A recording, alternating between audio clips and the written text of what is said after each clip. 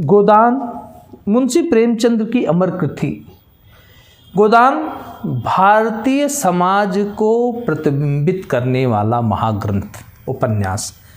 मुंशी प्रेमचंद हिंदी साहित्य के उपन्यास सम्राट कहे जाते हैं और प्रगतिशील लेखक संघ के पहले अध्यक्ष। मुंशी प्रेमचंद जो बनारस के लम्ही के ही रहने वाले थे, उनकी चर्चा करने से पहले हम बनारस की विस्तृत साहित्य परंपरा की बात करेंगे। आदिकाल से लेकर के वर्तमान काल तक बनारस ने अनेक लेखक, कवि, समीक्षक, आलोचक दिए हैं। अगर कुछ सबकी बात कर पाना तो संभव नहीं होगा, कुछ बड़े नामों की चर्चा करेंगे। कबीरदास, मत्स्य कागज छुयो नहीं, कलम गयो नहीं हाथ जैसी बात करने वाले, या कबीरा यह घर प्रेम का, खाला का घर नाय, शीश कटे भूमि धरे तो पैसे घर माय, या तुलसीदास जिन्होंने हिंदी साहित्य में रामचरितमानस जैसा ग्रंथ लिखकर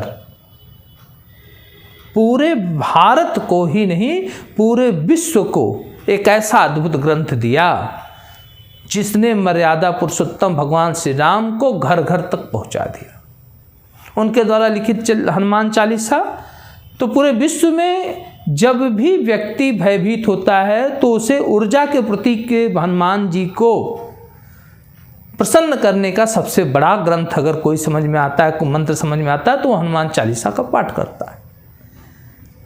अगर हम भक्ति काल से बाहर आए, रीतिकाल में आए, तो हम देखते हैं कि जगन्नाथ दास रत्नाकर, जिनकी गंगा लहरी ने अगर प्रत्यक्षदर्शियों के लिखी हुई किंवदंतियों और लोकोक्तियों को हम देखें तो कि गंगा जी उनके गंगा लहरी को सुन करके अपने प्रवाह को बढ़ा देती हैं और उस गंगा की सीढ़ियों को पार कर जाती हैं। ऐसे जगन्नाथ दास रत्नाकर।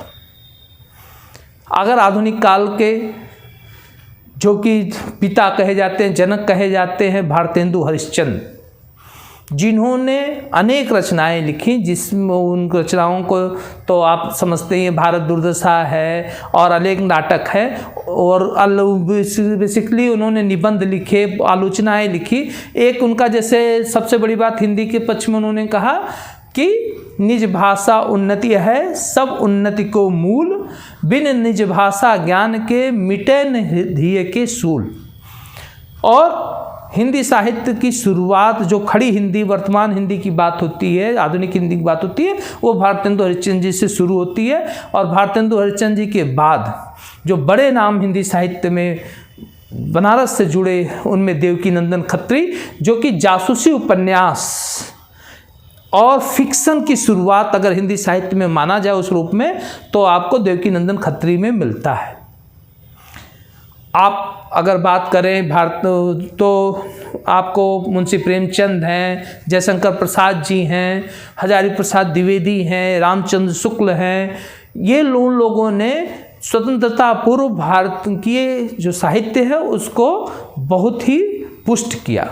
उसके बाद काशीनाथ सिंह जी हैं, नामवर सिंह आलोचना का, जो कि वर्तमान में जो सबसे बड़ा नाम रहा, अब तो हमारे बीच नहीं रहे नामवर सिंह जी, लेकिन एक बड़ा नाम जिनकी माने आप समझिए कि लेखन का और जिनकी विद्वता को एक धार मिली वो बनारस से मिली। आज भी बहुत से नाम हमारे बीच, अवधेश प्रधान जी हैं, नीरजा माधव जी हैं, डॉक्टर चंद्रकला त्रिपाठी, मैं बलराज पांडे जी हैं, ऐसे बहुत से नाम हैं।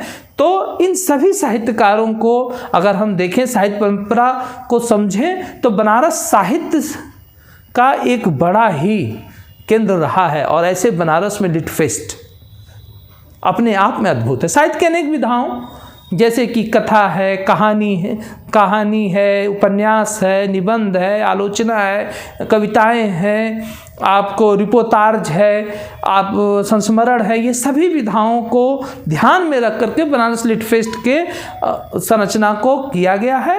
और मुझे ऐसा लगता है कि 10 से 12 फरवरी तक अगर आप बनारस लिट फेस्ट का अंग बनते हैं तो आपको अपने जीवन की सैकड़ों किताबों से पढ़ने से ज़्यादा अच्छा अनुभव आपको यहाँ मिलेगा, क्योंकि तमाम विषयों के साहित्यकार आपके बीच आएंगे, आपसे अपने अनुभवों को शेयर करेंगे और आपको बताएंगे कि साहित्य सिर्फ लिखने या पढ़ने की चीज़ नहीं है, साहित्य जीने की चीज़ है, ये समाज को बदलने की चीज़ है। और हो सकता है यहाँ से कुछ ऐसा निकले जो भारत को विश्व गुरु बनाने में अपनी एक महत्वपूर्ण भूमिका निभा सकता है। तो मित्रों, पूर्वांचल के सभी साथियों का मैं आह्वान करता हूँ जिनका साहित्य में रुचि है, जो कि एक सकारात्मक समाज को जीना चाहते हैं, समझना चाहते हैं, वो सभी आएँ और इस बनारस लिट फेस्ट काशी साहित्य कला उत्सव का भाग बने।